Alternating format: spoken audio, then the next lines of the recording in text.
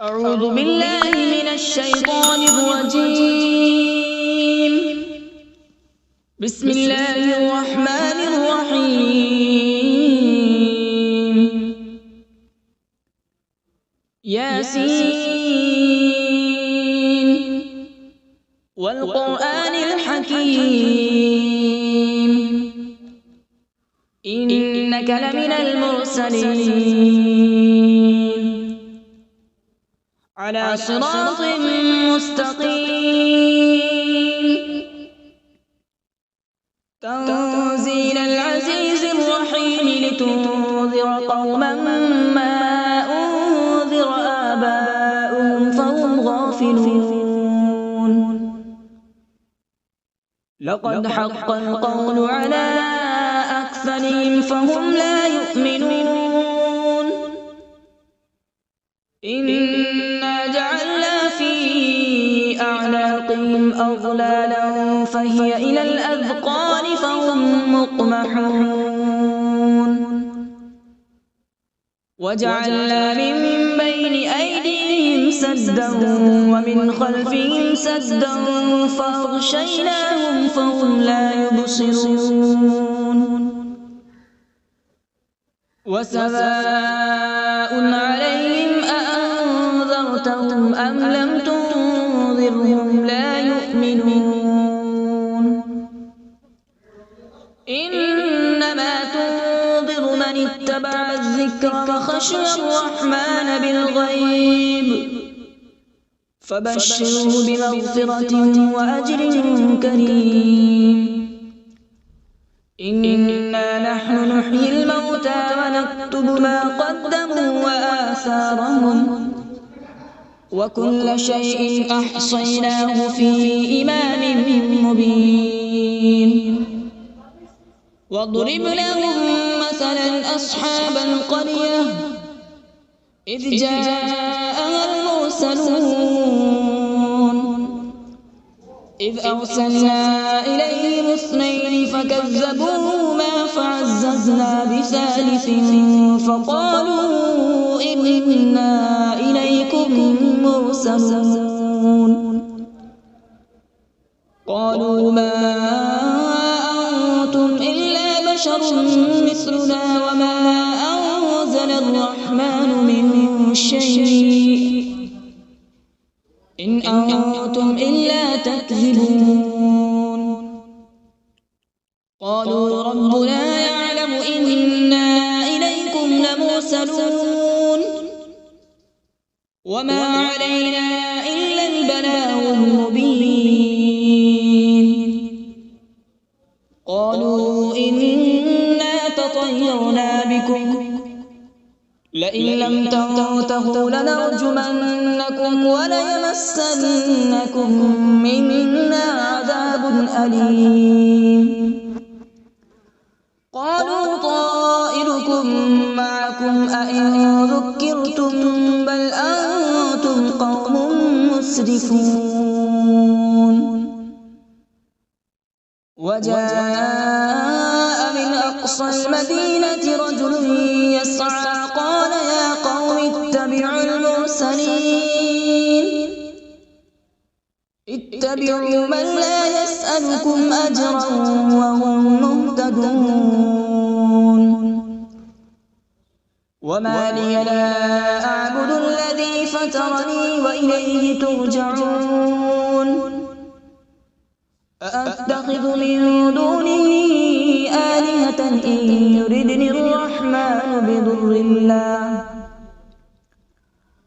بضر لا تغن عني شفاعتهم شيئا ولا ينقذون. إني إذا لفي ضلال مبين. إني آمنت بربكم فاسمعون. قيل ادخل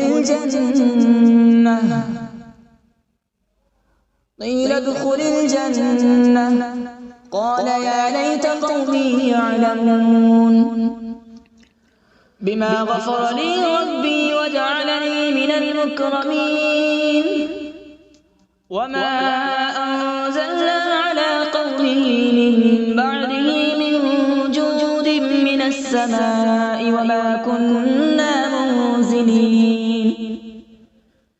إن كانت إلا صيحة واحدة فإذا هم خامدون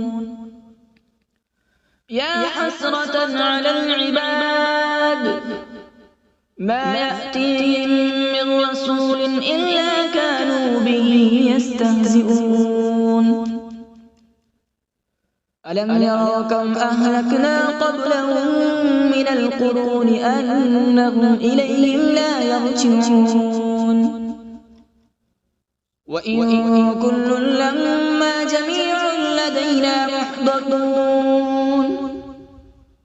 وآية لهم الأرض الميتة أحييناها وأخرجنا منها حبا فمنه يأكلون وجعلنا فيها جنات من نخيل وأعناب وفجرنا فيها من العيون وجعلنا فيها جنات من نخيل وأعناب وفجرنا فيها من العيون ليأكلوا من ثمره وما عملته أيديهم أفلا يشكرون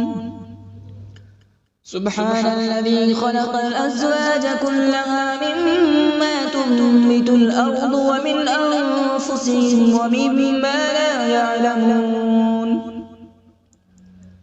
وآية لهم الليل نسلخ منه النهار فإذا هم مظلمون والشمس تجري لمستقر لها ذلك تقدير العزيز العليم والقمر قدرناه منازل حتى عاد كالعرجون القديم لا الشمس ينبغي لها أن تدرك القمر ولا الليل سابق النهار وكل في فلك يسبحون وآية لهم أنا حملنا ذريتهم في الفلك المشحون وخلقنا لهم من مثله ما يركبون وإن نشأ نغرقهم فلا صريخ لهم ولا هم ينقذون إلا رحمة منا ومتاعا إلى حين وإذا قيل لهم اتقوا ما بين أيديكم وما خلفكم لعلكم ترحمون وما تأتيهم من آية من آيات ربهم إلا كانوا عنها معرضين وإذا قيل لهم أنفقوا مما رزقكم الله قال الذين كفروا للذين آمنوا أنطعم من لو يشاء الله أطعمه إن أنتم إلا في ضلال مبين ويقولون متى هذا الوعد إن كنتم صادقين ما ينظرون إلا صيحة واحدة تأخذهم وهم يخصمون فلا يستطيعون توصية ولا إلى أهلهم يرجعون ونفخ في الصور فإذا هم من الأجداث إلى ربهم ينسلون قالوا يا ويلنا من بعثنا من مرقدنا هذا ما وعد الرحمن وصدق المرسلون إن كانت إلا صيحة واحدة فإذا هم جميع لدينا محضرون فاليوم لا تظلم نفس شيئا ولا تجزون إلا ما كنتم تعملون إن أصحاب الجنة اليوم في شغل فاكهون هم وأزواجهم في ظلال على الأرائك متكئون لهم فيها فاكهة ولهم ما يدعون سلام قولا من رب رحيم وامتازوا اليوم أيها المجرمون ألم أعهد إليكم يا بني آدم ألا تعبدوا الشيطان إنه لكم عدو مبين وأن اعبدوني هذا صراط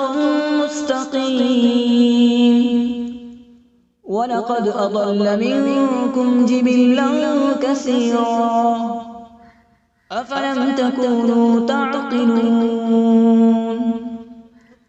هذه جهنم التي كنتم توعدون اصلوها اليوم بما كنتم تكفرون اليوم نختم على أفواههم وتكلمنا أيديهم وتشهد أرجلهم بما كانوا يكسبون ولو نشاء لطمسنا على أعينهم فاستبقوا الصراط فأنى يبصرون ولو نشاء لمسخناهم على مكانتهم فما استطاعوا مضيا ولا يرجعون ومن نعمره ننكسه في الخلق أفلا يعقلون وما علمناه الشعر وما ينبغي له إن هو إلا ذكر وقرآن مبين لينذر من كان حيا ويحق القول على الكافرين أولم يروا أنا خلقنا لهم مما عملت أيدينا أنعاما فهم لها مالكون وذللناها لهم فمنها ركوبهم ومنها يأكلون ولهم فيها منافع ومشارب أفلا يشكرون واتخذوا من دون الله آلهة لعلهم ينصرون لا يستطيعون نصرهم وهم لهم جند محضرون فلا يحزنك قولهم إنا نعلم ما يسرون وما يعلنون أولم ير الإنسان أنا خلقناه من نطفة فإذا هو خصيم مبين وضرب لنا مثلا ونسي خلقه قال من يحيي العظام وهي رميم قل يحييها الذي أنشأها أول مرة وهو بكل خلق عليم الذي جعل لكم من الشجر الأخضر نارا فإذا أنتم منه توقدون أوليس الذي خلق السماوات والأرض بقادر على أن يخلق مثلهم بلى وهو الخلاق العليم إنما أمره إذا أراد شيئا أن يقول له كن فيكون فسبحان الذي بيده ملكوت كل شيء وإليه ترجعون أعوذ بالله من الشيطان الرجيم بسم الله الرحمن الرحيم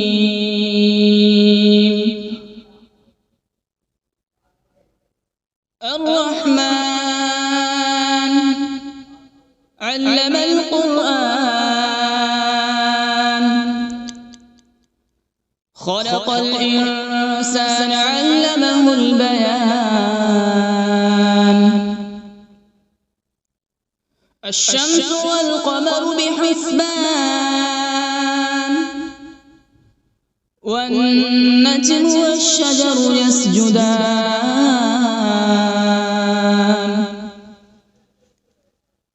والسماء رفعها ووضع الميزان ألا تطغوا في الميزان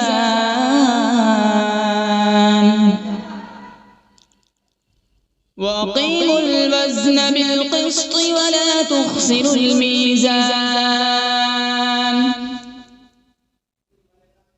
والأرض وضعها للأنام فيها فاكهة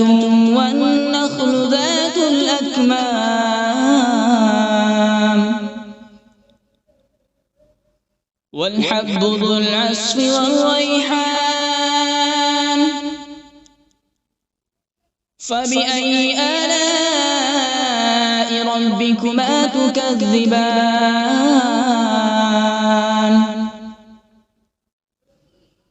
خلق الإنسان من صلصال كالفخار وخلق الجان من مارج من نار فبأي آلاء ربكما تكذبان رب المشرقين ورب المغربين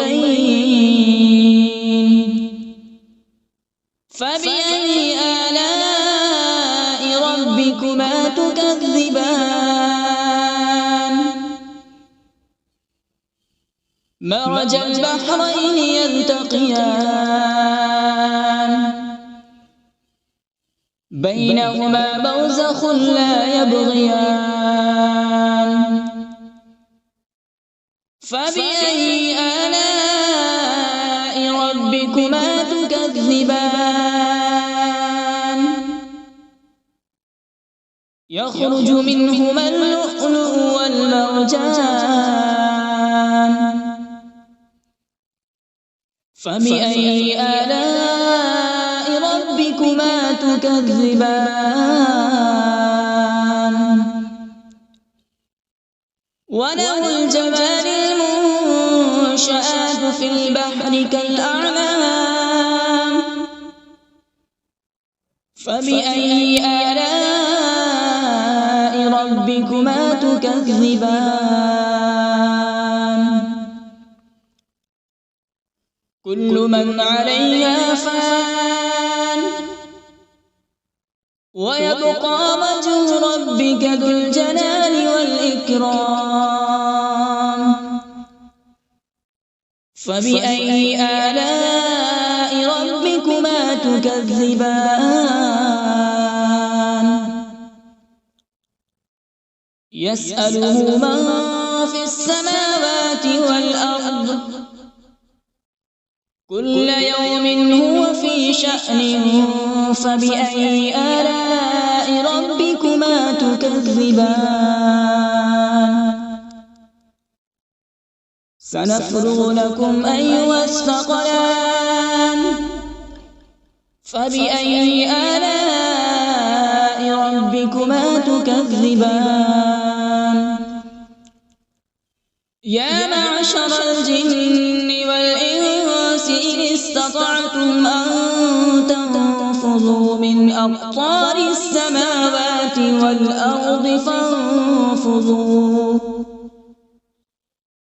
لا تنفذون إلا بسلطان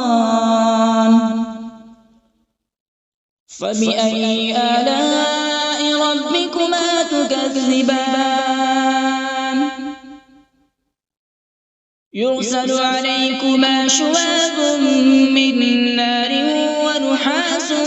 فلا تنتصران فبأي آلاء ربكما تكذبان فإذا انشقت السماء فكانت وردة كالدهان فبأي آلاء ربكما تكذبان فيومئذ لا يسأل عن ذنبه إنس ولا جان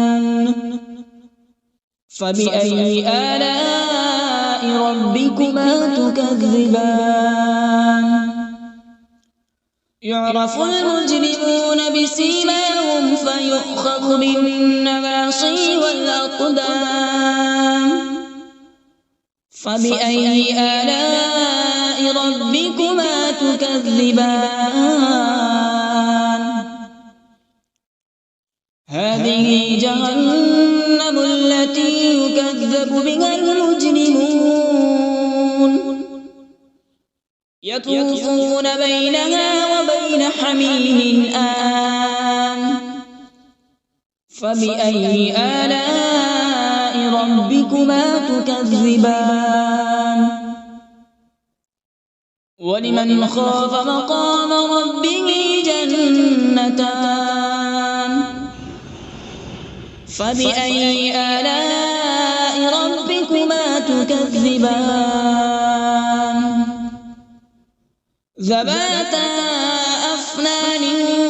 فبأي آلاء ربكما تكذبان فيهما عينان تجريان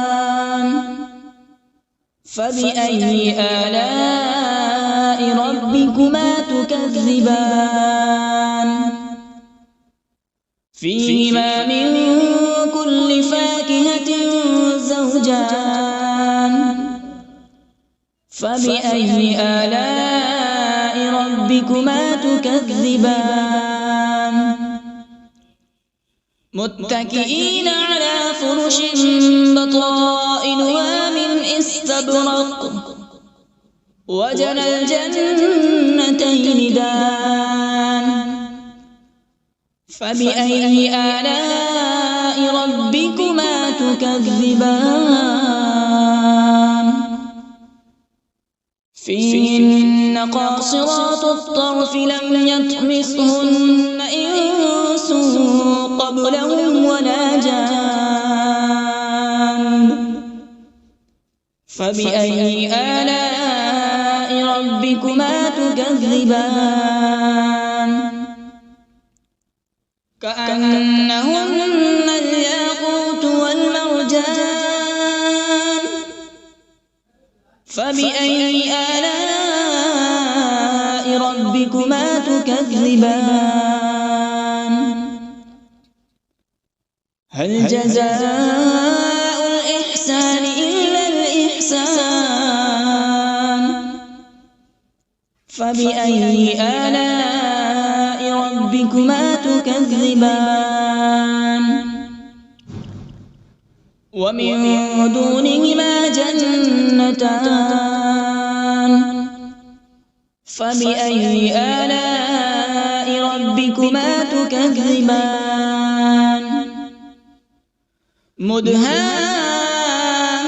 مدهامتان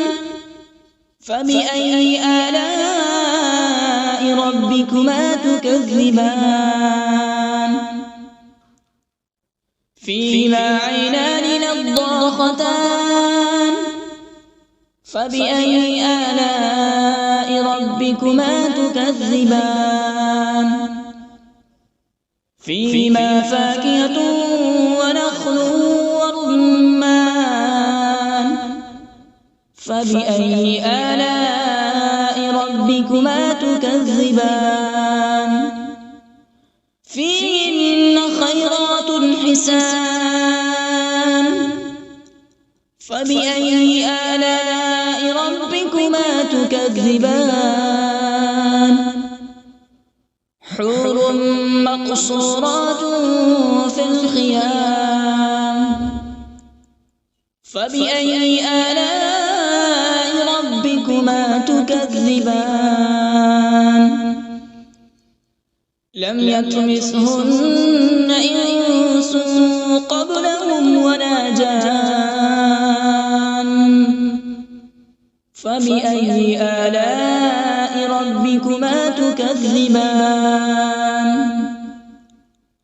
متكئين على رفرف خضر وعبقري حسان فبأي آلاء ربكما تكذبان تبارك اسم ربك ذي الجلال والإكرام بسم الله الرحمن الرحيم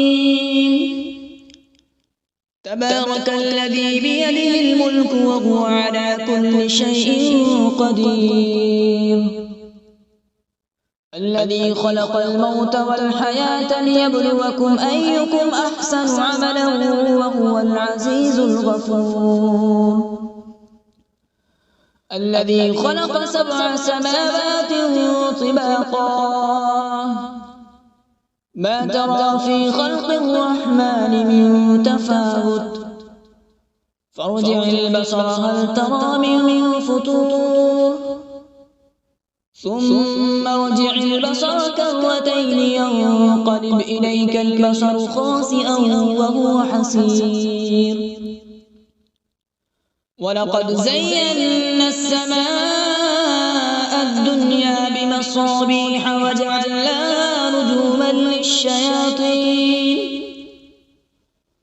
رجوما للشياطين وأعتدنا لهم عذاب السعير وللذين كفروا بربهم عذاب جهنم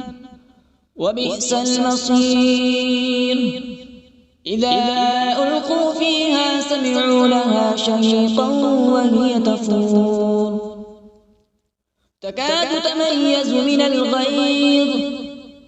كلما ألقي فيها فوج سألهم خزنتها ألم يأتكم نذير قالوا بلى قد جاءنا نذير فكذبنا وقلنا ما نزل الله من شيء إن أنتم إلا في ضلال كبير وقالوا لو كنا نسمع أو نعقل ما كنا في أصحاب السعير فاعترفوا بذنبهم فسحقا لأصحاب السعير إن الذين يخشون ربهم بالغيب لهم مغفرة وأجر كبير وأسروا قولكم أو اجهروا به إنه عليم بذات الصدور ألا يعلم من خلق وهو اللطيف الخبير هو الذي جعل لكم الأرض ذلولا فامشوا في مناكبها وكلوا من رزقه وإليه النشور أأمنتم من في السماء أن يخسف بكم الأرض فإذا هي تمور أم أمنتم